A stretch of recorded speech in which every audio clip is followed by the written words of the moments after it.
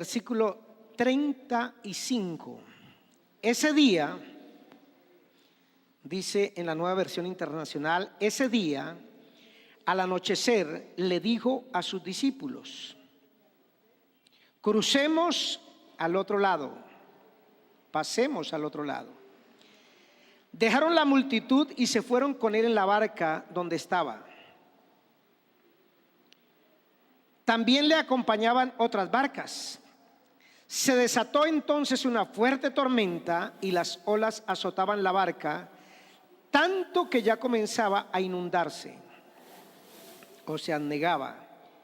Jesús, mientras tanto, estaba en la popa, es decir, en la parte más atrás de la barca, durmiendo sobre un cojín o cabezal. Así que los discípulos lo despertaron. Maestro, empiezan a gritar, ¿no te importa que nos ahoguemos? Él se levantó, reprendió al viento y ordenó al mar. ¿Qué les dijo? Enmudece, silencio, cálmate. El viento se calmó y todo quedó completamente ¿qué? Tranquilo. ¿Por qué tienen tanto miedo? ¿Por qué están tan amedrantados? Dijo a sus discípulos, ¿todavía no tienen fe? Ellos estaban espantados y se decían unos a otros, ¿quién es este que hasta el viento y el mar le obedecen? No sé cuál es más grave, si una tormenta eléctrica o una tormenta en el mar. No sé. Yo he participado por lo menos de una tormenta eléctrica viniendo de Armero hacia acá, hacia Ibagué. Cuando era pastor en Armero, esa noche viajé hacia Ibagué y había unos taxis grandes, negros, me acuerdo, negro con amarillo, y nos subimos ahí los 5 pasajeros y el chofer, y entre Armero y Lérida se desató una tormenta eléctrica y todos quedamos en silencio, y yo veía a los pasajeros con el reflejo de los rayos, y algunos, por lo menos 2, igual que el pastor, iban moviendo los labios. Yo me imagino que alguno iba diciendo, Padre nuestro que está en el cielo, otro decía, Señor, si me tocó la hora. Y nadie dijo nada.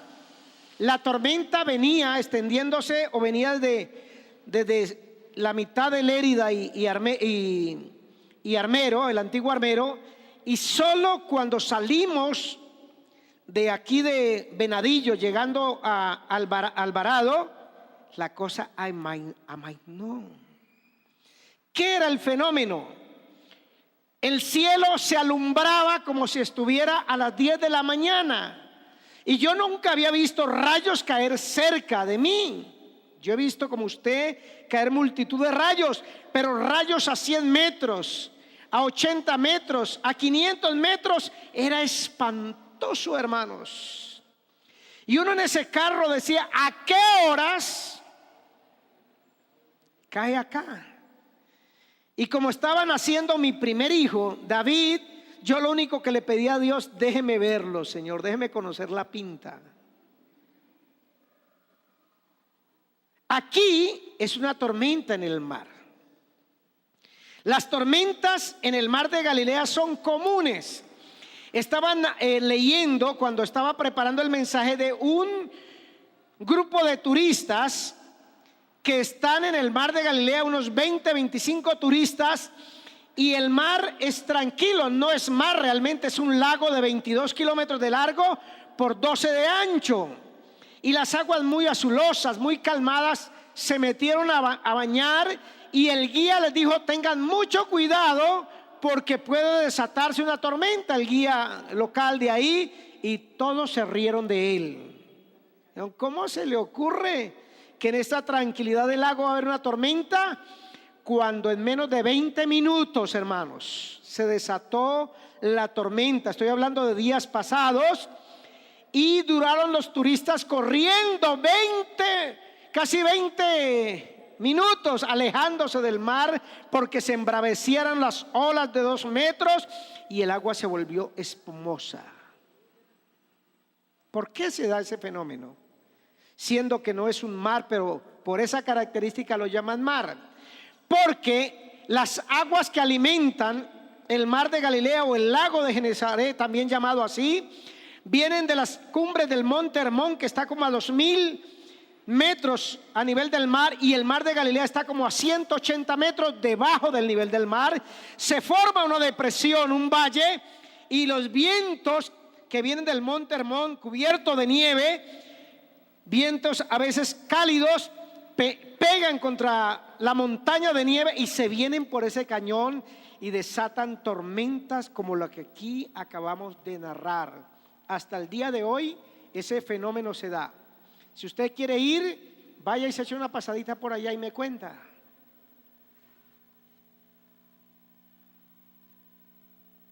Hoy le voy a hablar del tema: ¿para qué llegan las tormentas a nuestra vida? ¿Para qué llegan las tormentas a la vida? Y la propuesta es que las tormentas que le llegan a usted y a mí tienen propósitos eternos de nuestro Padre Celestial para afianzarnos en la fe. En el pasaje que acabamos de leer encontramos tres verdades que yo quiero que usted conmigo las descubramos en la palabra. Primero, déjeme hablarle del buen día, de la primera escena. Esto es como una película en 3 actos, una obra de teatro en 3 actos, 3 escenas. Ese día, al anochecer, dice Marcos, usted se dará cuenta que también el pasaje está referido en Mateo capítulo 8 y en Lucas capítulo 8 también. Y dice la Biblia que ese día, ¿qué pasó en ese día? Todo empezó como un día muy bueno. Jesús está sanando, usted lee el capítulo 3, está sanando enfermos a granel, entre ellos la suegra de Pedro. La sanó para que se dé cuenta la misericordia del Señor por las suegras. Acaba de enseñarle a unas multitudes por parábolas, porque la gente corría a Jesús buscando un milagro, pero Jesús le dice: no solamente yo le tengo milagro, yo le tengo enseñanzas. Y le tocó utilizar la barca como púlpito. Usted se da cuenta en todo el capítulo 3 y 4 que hay mucha actividad en la vida de Jesús. Está como maestro, está hablándole al pueblo a través de parábolas. Le repito, está en el capítulo 3 echando fuera demonios, llamando a 12. Y ese día, hermanos, la bendición estaba fluyendo, estaba corriendo. La gente estaba maravillada. Venían enfermos, se iban sanos. Venían endemoniados, se iban libres. Y escuchaban una buena palabra de Jesús. Y los discípulos están ahí también observando eso. Como diría un buen evangélico, era un día de avivamiento poderoso. Dios manifestando su gloria, su poder en esas maravillas. Pero llegamos al versículo 35, y ese día maravilloso se convierte en una noche tenebrosa de tormenta. Igualito que su vida cristiana y mi vida cristiana.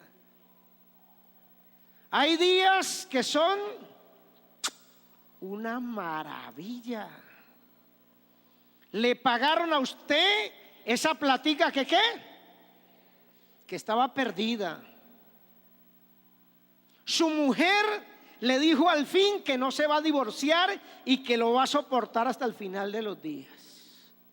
La suegra viene a pedirle perdón por todas las ofensas cometidas. En el empleo le auguraron que le van a subir el sueldo y hasta de pronto hay una posibilidad de subirlo de cargo. Un buen día, todo sale a pedir de boca, pero viene la noche. Viene la noche y la primera escena es esa. Dejaron la multitud, lo toman a él como está, porque dice la palabra, ¿por qué se llevan los discípulos a Jesús?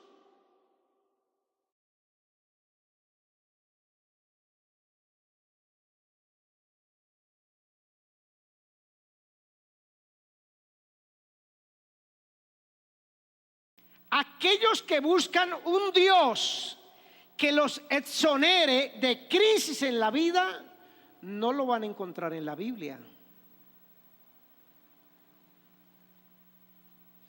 Aquel que te predique de un Dios que supuestamente al convertirte en seguidor de Él, la vida se va a convertir en lo mejor de lo mejor. No vas a tener crisis, no vas a tener tormentas, nada te va a atacar. ¿No te está diciendo la verdad?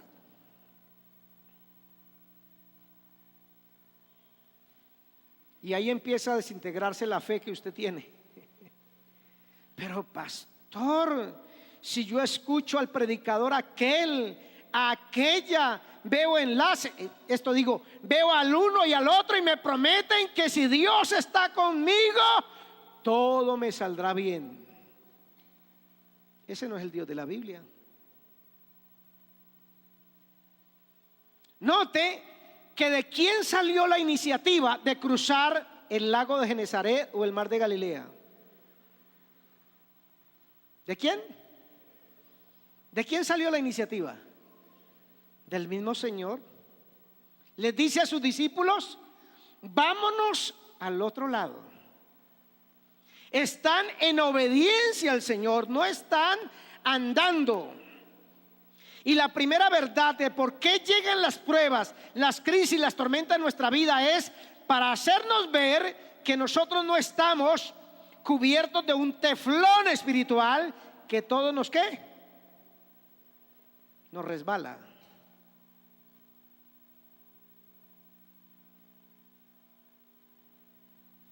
Ahora, ¿sabe qué es lo bonito de las crisis? Que las crisis son para todas las personas, para todos los individuos.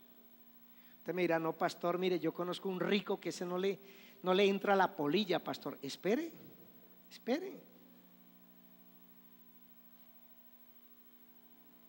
Las pruebas atacan como el Zika, el chikungunya y el dengue. ¿Aló? ¿Solamente a los pobres les da Zika y chikungunya? Hasta el gobernador adelante, hermano. El que se deje pincar del zancudo y que venga el zancudo infectado, tenga papá. ¿Aló? Y las tormentas también vienen como los dulces y los chocolates, en muchos tamaños y diferentes sabores. Ojalá uno pudiera escoger la tormenta perfecta.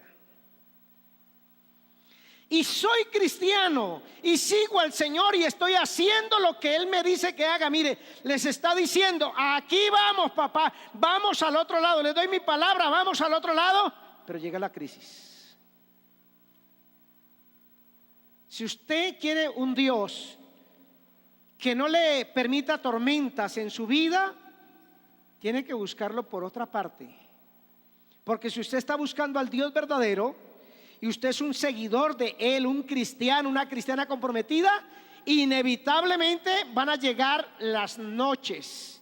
Sí, hay días maravillosos como los que está viendo Jesús, pero llega la noche, cuando la cosa se hace más ¿qué? Dura. ¿Cuántos hemos tenido un dolor de muela por la noche? ¡Ah! Y uno quisiera, hermano, que esa noche se acortara, que esa noche, hermano, terminara rápido. Y la noche se vuelve ¿qué? Eterna, hermanos. ¿Sabe por qué? Duele más la muela en la noche, porque cuando usted se acuesta, la sangre corre hacia su cabeza y donde hay circulación de sangre, el dolor se hace más activo. Eso es lo que me enseñó mi doctora Mabel.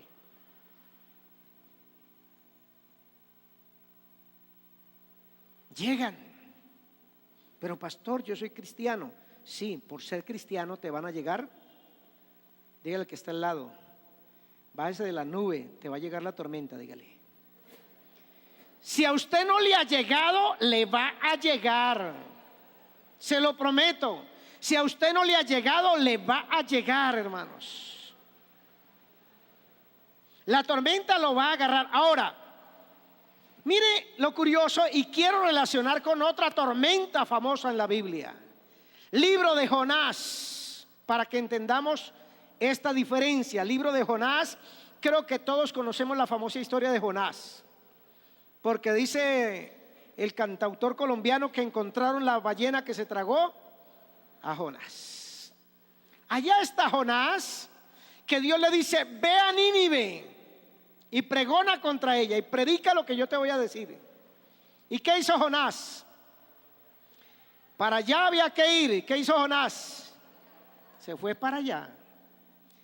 Pagó el tiquete, no sé si en primera o segunda clase de ese crucero donde usted siempre ha querido ir por el Caribe. ¿Aló? Se metió en el camarote de más abajo y se echó a dormir. Y él va plácido rumbo a las mejores playas del Caribe, cuando dice la palabra que el Señor permitió que se desatara una ¿qué? Una tormenta. Y entonces los marineros empiezan a averiguar por qué causas el mar está embravecido, por qué los está azotando así, y empiezan como buenos marineros supersticiosos. Solo les ganamos los tolimenses en superstición a esos marineros. Echaron suertes y la suerte cayó sobre ¿qué? Moisés. Y el capitán dijo: no, espere, ¿cómo vamos a tirar a un hombre al mar? Más bien echemos toda la carga. Me imagino yo que llevaban electrodomésticos, trigo, vino, whisky. ¿Qué otras cosas llevan en un barco, hermano? Todo lo arrojaron para tratar de ¿qué? Alivianar. Pero el viento seguía fuerte, la tormenta seguía. Y al fin el sinvergüenza dice: yo soy el Jonás. Ustedes les van a en este negocio por culpa mía. Algunos tienen Jonases en su negocio. Échenme al mar. Y hermanos, sin contemplación lo echaron. Y el mar, la tormenta hace ¿qué? Porque hay días que llegan tormentas a los Jonases. ¿Aló? No por ser cristiano, y lo quiero dejar bien claro, no porque anda con Jesús, no porque le está haciendo caso a la palabra de Jesús, sino porque como Jonás deciden hacer su propia voluntad.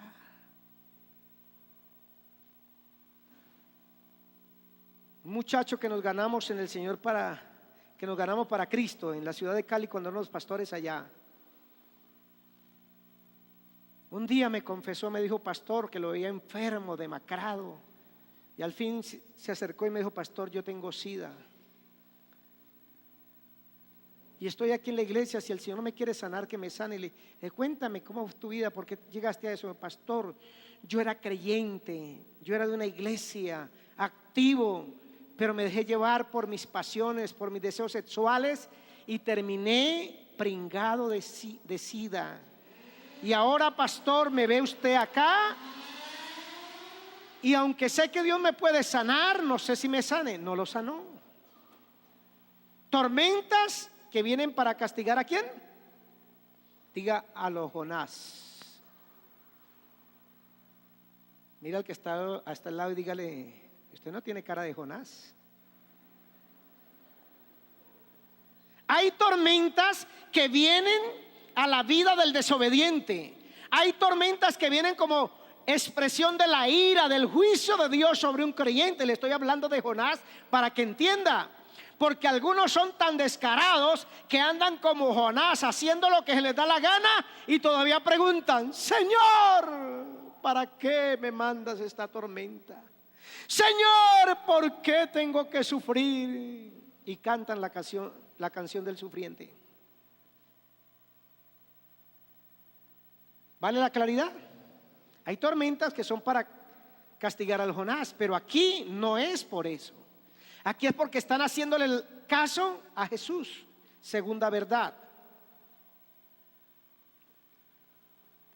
Versículo 37 y 38. Se desató entonces una fuerte tormenta o una gran tempestad de viento y echaba las olas en la barca de tal manera que ya se anegaba, ya comenzaba a inundarse. Jesús, mientras tanto, estaba en la popa durmiendo sobre un mullido y confortable cojín. Eso es lo que se llama ahí un ¿qué? Un cabezal, una almohada deliciosa. Así que los discípulos lo despertaron. Maestro, le gritan, ¿no te importa que nos ahoguemos? ¿No tienes cuidado que perecemos? Esa es la segunda escena. Jesús está cansado. Es la única parte que encontramos a Jesús durmiendo como cualquier hombre, como cualquier ser humano, como usted cuando se levanta a las 4 de la mañana y a las 10 de la noche todavía está por ahí dando vueltas y pone la cabeza en la almohada y ¿qué? No duerme. ¿Se qué? Se priva. Así está Jesús. Pero mire la confianza de Jesús. Se fue a descansar porque acaba de hacer la voluntad ¿de quién? De Dios, del Padre. Y vaya, hermanos, y coloca ese delicioso cojín y allá se queda fundido. Yo no sé si el Señor roncaba, pero me imagino que sí, porque cuando uno está cansado ronca mucho.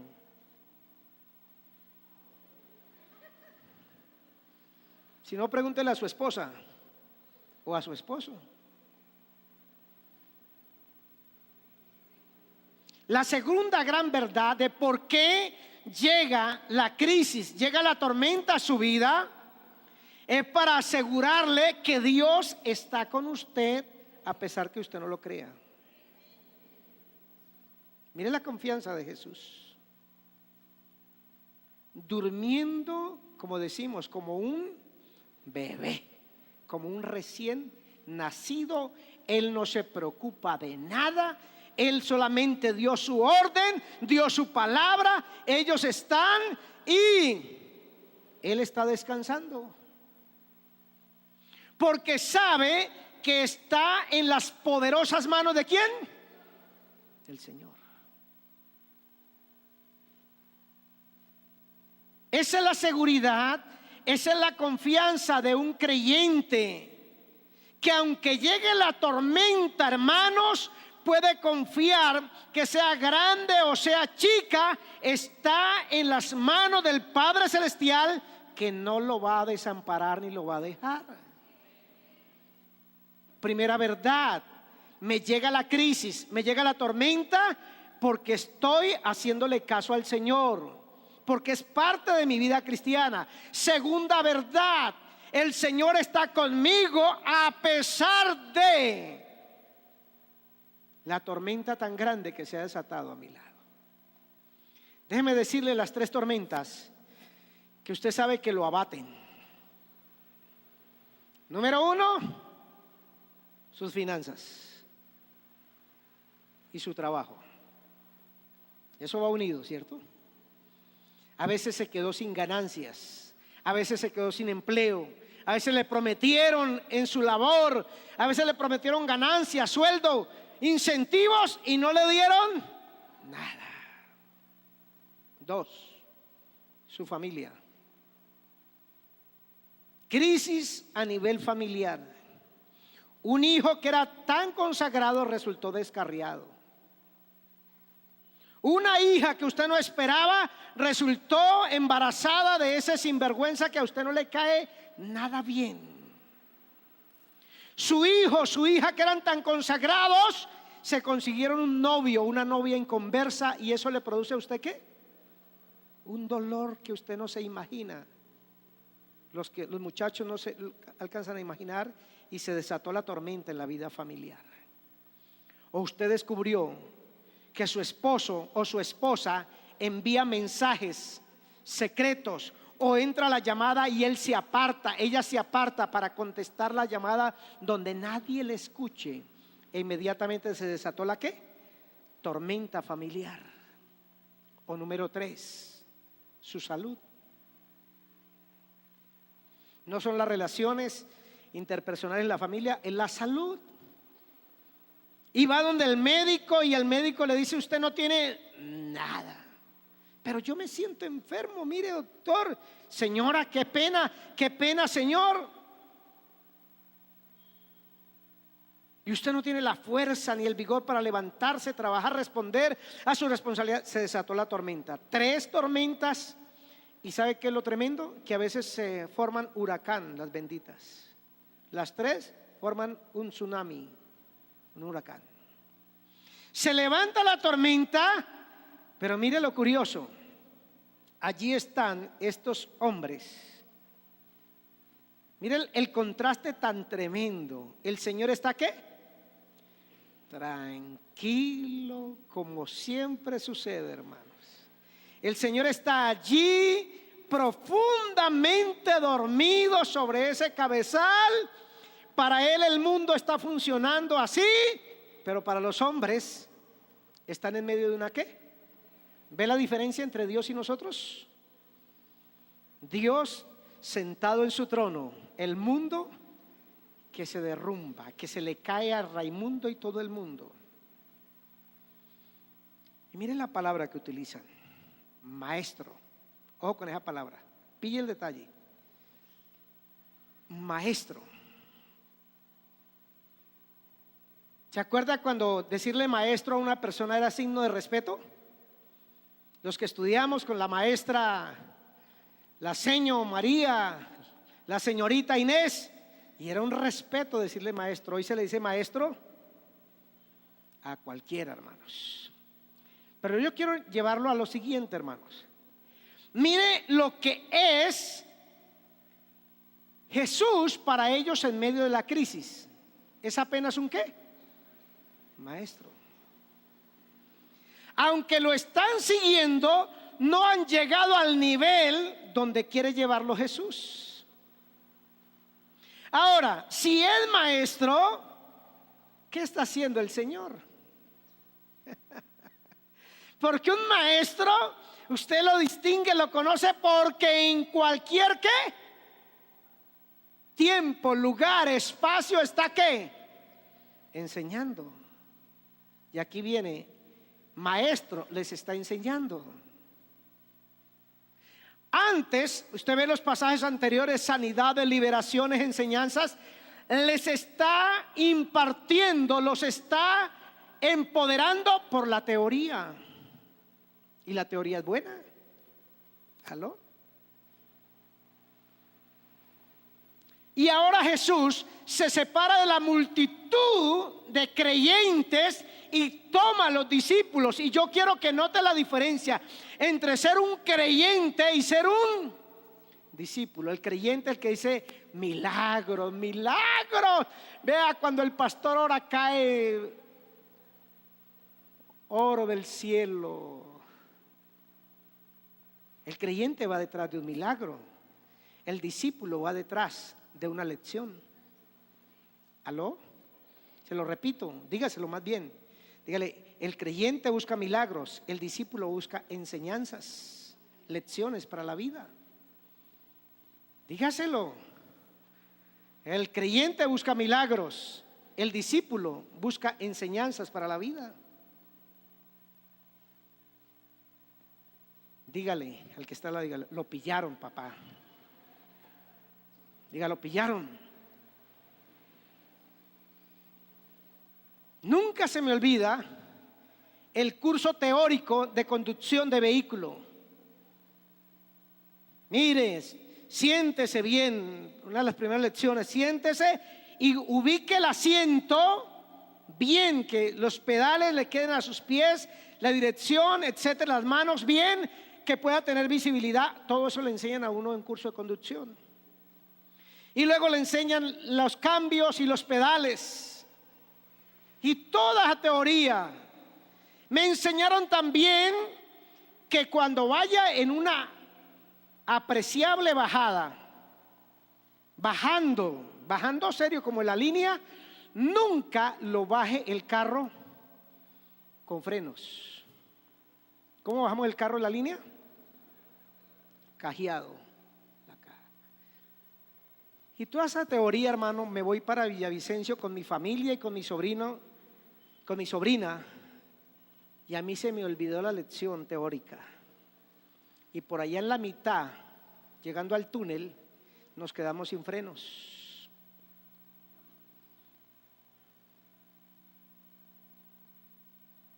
Y era un Mazda y desarrolla esa velocidad ese animal, hermano, y se va. Y llegó un momento en que ya no lo pude controlar y vamos directo al abismo. Y dos cosas ocurrieron. De alguna parte puse la llanta delantera contra unos separadores que había y el efecto de golpear la llanta tiró el carro hacia el otro lado. Uno, eso. Y dos, la misericordia de Dios. Pero ¿dónde lo quiero llevar?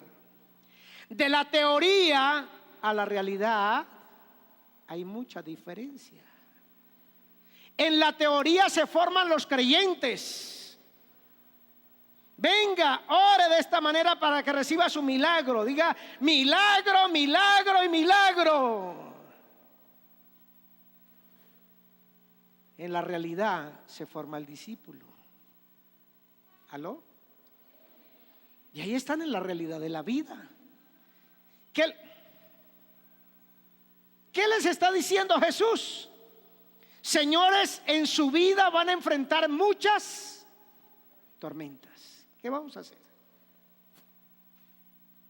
Y les está dando un curso, una inducción, un empoderamiento de cómo manejar la tormenta. Maestro, aquí les estoy enseñando. Segunda verdad que les está enseñando: Dios está con ustedes. La tormenta llega para confirmar que Dios está con nosotros. Pero mira la reacción de ellos: maestro, y empieza ¿no te importa que nos ahoguemos? ¿No tienes cuidado de que perezcamos? Y empiezan a cuestionar al Señor. ¿Aló? ¿Lo hacemos constantemente? Y se nos olvida que el Señor ha dicho: yo te voy a acompañar, porque yo te dije, pasemos del punto A al punto B. Pero se nos olvida. Se nos olvidan las promesas de la palabra, se nos olvida la palabra, se nos olvida la fe. Y ellos sencillamente empiezan a reclamar. ¿Cuántos somos buenos para reclamar? Gracias, hermano, por su sinceridad. Solo 3. Los demás ya están en un karma, en un nivel espiritual glorioso. Un aplauso para ustedes. Pero la mayoría de nosotros nos gusta reclamar cuando estamos en medio de la tormenta. ¿Por qué, Señor? La famosa ¿por qué? ¿Por qué permites que esa vecina desgraciada me esté robando el marido? Que ese infeliz de mi yerno me haya robado esos 5 millones. ¿Por qué, Señor? Y empezamos a cuestionar a Dios. ¿Cuántos somos de esa calaña? Y los demás ya alcanzaron otro nirvana. ¿Por qué soy pobre, Señor? ¿Por qué yo tuve dinero y ahora no tengo nada? Y dele con la cuestionadera y la regañadera y la criticadera a Dios. Y entonces, mire la realidad de que Dios está con usted. Él se levantó, reprendió al viento y ordenó al mar. 2 órdenes. Y levantándose, reprendió al viento. Primera orden: te reprendo, viento. Y segunda: calla, enmudece. Mire que la tormenta no siguió su desarrollo, porque toda tormenta tiene un final. El tsunami tiene un final. Katrina tuvo un final. Pero aquí, instantáneamente, ante la palabra de Jesús, el mar se aquietó y se hizo grande bonanza. Es decir, todo quedó completamente tranquilo. Y ahora cambia de posición el Señor. Ahora no son ellos los que lo cuestionan, los que lo critican, los que le dicen que es un desapercibido, que no está con ellos, que de qué me sirve orar, seguirlo, diezmar, ofrendar, venir a la iglesia, de qué me sirve Dios. Ahora es el que dice: ¿por qué tienen tanto miedo? ¿Por qué no tienen fe? Todavía no tienen fe. Y tengas en la silla para rematar esto. Mire la diferencia tan abismal. Ellos están mirando el problema que está alrededor de ellos. ¿Cuál es el problema? ¿Cuál es el problema? La tormenta, los vientos, el mar embravecido, el agua penetrando en la barca. ¿Dónde estaba la solución? Como siempre, en ellos mismos. ¿La pilla o no la pilla? ¿Por qué no tienen fe? ¿Dónde está la fe?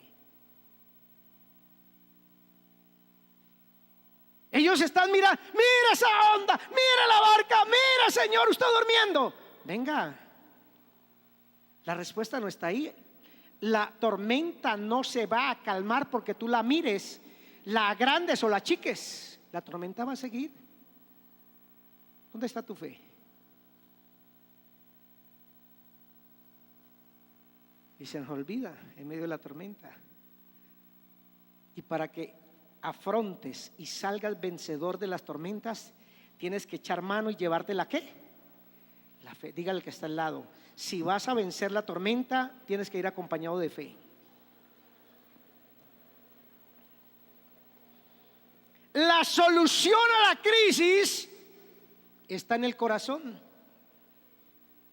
No, que venga un helicóptero a rescatarme, que venga mi hermano de los Estados Unidos y me saque de esta crisis con un préstamo, que venga la doctora Mabel, que venga el pastor Ricardo Rodríguez. ¿Sabe por qué tanta gente va donde Ricardo Rodríguez y otros pastores?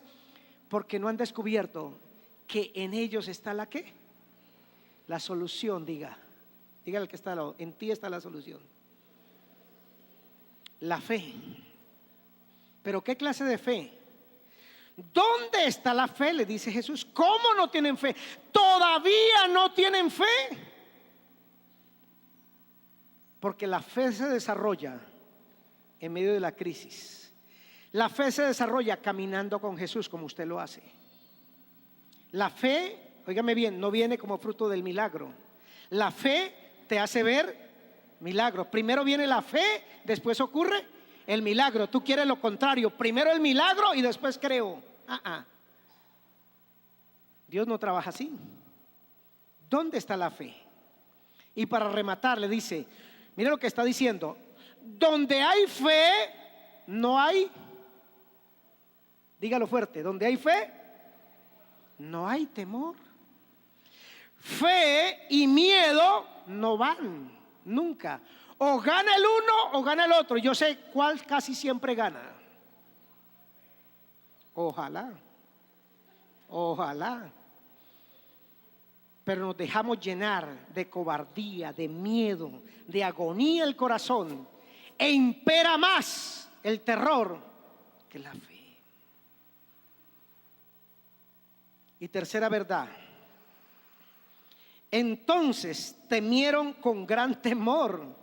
Venga, pero luego la tormenta ya no se desapareció, pero siguen con el corazón lleno de ¿qué? Ahora no por la tormenta. ¿Ahora por quién? Por el Señor Jesús. Mire las palabras tan similares: gran tormenta, gran viento, gran temor. La misma palabra. Ahora no es porque la tormenta está que me arruina la vida. Ahora es porque no conozco quién es el Dios que yo tengo. Por eso la pregunta de unos a otros, ¿cuál fue? No lo no sabemos con quién andamos. El Dios que nosotros tenemos es así de chiquito, de bolsillo. ¿Sabe por qué usted y yo no cargamos a Cristo aquí en el pecho, ni aquí en el tobillo, ni aquí en esto? Porque nuestro Cristo es tan grande que no cabe en ningún crucifijo ni en ningún cuerpo. Ellos tenían un Dios así de chiquito, y aquel que está frente a él, a ellos, perdón, aquel que acaba de calmar la tormenta, es el mismo, escúcheme, que un día, cuando este mundo fue anegado por agua y murieron millones y millones de personas, envió un fuerte viento y las aguas se recogieron, dice la palabra. Ese que está frente a ellos, y lo que le está trabajando en la mente, es aquel que un día necesitaban cruzar el Mar Rojo. ¿Y qué hizo Dios? Sopló un gran viento de tal manera que quedó el mar como tierra seca. Como dice el Salmo 89:7, dice: tú envías los vientos, tú tienes dominio sobre ellos. Como dice Jeremías 10:3, tú eres el Dios que controla las tormentas y las crisis. Note, es Dios quien envía los vientos. El Dios que tiene dominio absoluto de la naturaleza, que basta una palabra y la naturaleza se aquieta. No lloverá una gota más, no hará un viento más, no se moverá la tierra un momento más, porque el Dios todopoderoso, el mismo Dios que hizo el mundo, es el que estaba ahí.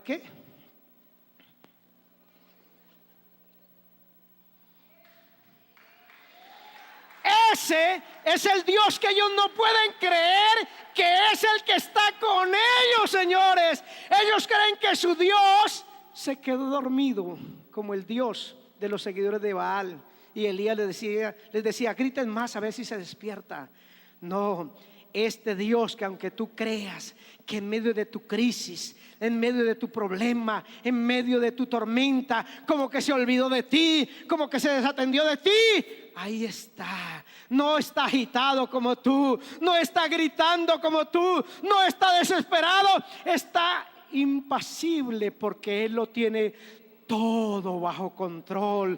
Ese es el Dios de la Biblia, el Dios que creó el cielo, la tierra, el mar, los vientos.